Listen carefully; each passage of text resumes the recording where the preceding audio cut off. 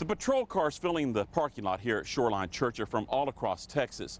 It is a strong show of unity, not just for Sergeant Chris Kelley and his family, but also for the communities protected by the officers who drove here.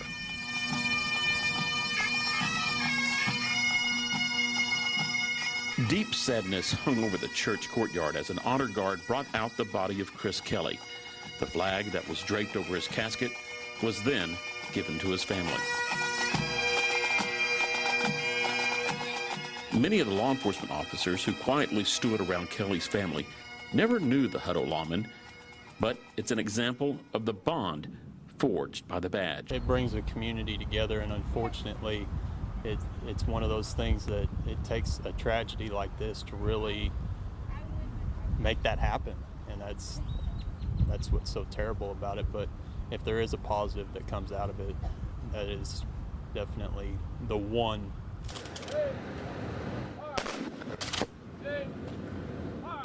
For some, there's hope that Kelley's tragic death will quell, at least temporarily, the anger that has been directed lately at authorities. While we're watching this national narrative unfold, it talks about, bad policing and the mistakes that cops make. I think communities here really do support law enforcement and really do come together in times like this when an officer falls. Chris Kelley was not just a cop, he was also an American serviceman. That's why representatives from Goodfellow Air Force Base, where he was once based, also drove in from San Angelo. He was a little bit before our time, but he also attended many training days, hung around the unit a lot, and he was always there for us.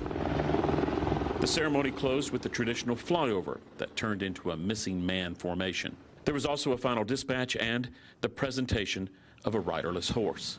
A motorcade then left for a private burial in Killeen.